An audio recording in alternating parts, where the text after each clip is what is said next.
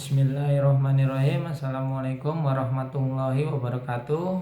Perkenalkan, nama saya Ridwan Ardiansyah dengan NIM 311810324 dari kelas TI 18D6. Di video kali ini saya akan mengerjakan salah satu tugas bahasa Indonesia, yaitu keterampilan membaca yang diberikan oleh dosen bahasa Indonesia, yaitu Bapak Ahmad Fauzi MPD. Nah, saya akan membaca materi dari e-book yang beliau berikan, yaitu halaman 156 dan 157. Ya, langsung saja ya. Kegiatan membaca memiliki peranan sosial amat penting dalam kehidupan manusia sepanjang masa karena melalui kegiatan membaca, pembaca akan memperoleh pesan informasi yang hendak disampaikan penulis melalui media kata-kata atau bahasa tulis dari aspek linguistik. Membaca adalah proses penyandian kembali dan pembacaan sandi, atau dalam bahasa Inggris a recording and decoding process. Berbeda dengan berbicara dan menulis yang melibatkan aspek penyandian atau dalam bahasa Inggris encoding. Kegiatan aspek pembacaan sandi atau dalam bahasa Inggris decoding adalah menghubungkan kata-kata tulis written word dengan makna bahasa lisan oral language meaning yang mencakup pengubahan tulisan atau cetakan menjadi bunyi yang bermakna.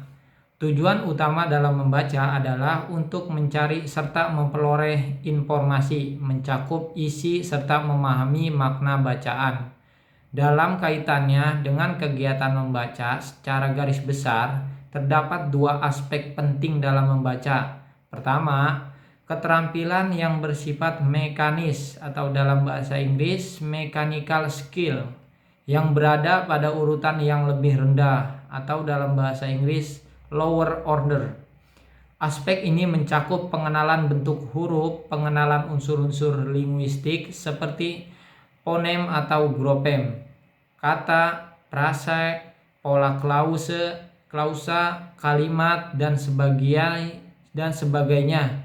Kedua, kecepatan membaca bertaraf lambat, yaitu keterampilan yang bersifat pemahaman atau dalam bahasa Inggris comprehension skill, yang berada pada urutan yang lebih tinggi atau dalam bahasa Inggris higher order.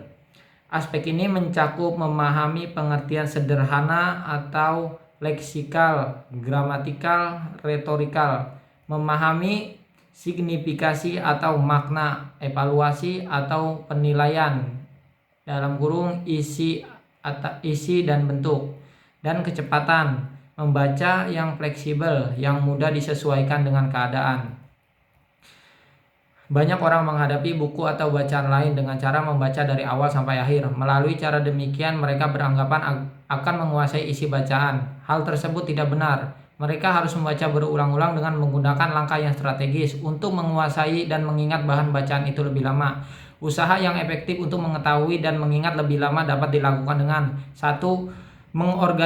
Mengorganisasikan bahan yang dibaca agar mudah dipahami, dan 2. Mengaitkan fakta yang satu dengan yang lain atau menghubungkan dengan pengalaman pembaca. Selanjutnya, agar pembaca memahami isi bacaan secara komprehensif, ide pokok atau detail yang penting diperlukan. 1. Penguasaan perbendaharaan katanya, diksi, dan akrab dengan struktur besar dalam penulisan kalimat, paragraf, dan tata bahasa.